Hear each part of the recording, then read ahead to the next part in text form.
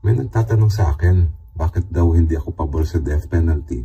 According daw sa debate noong 2019.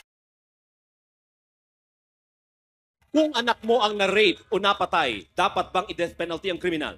Hindi po ako tutol na tutol ako sa death penalty dahil anti-poor po ang death penalty.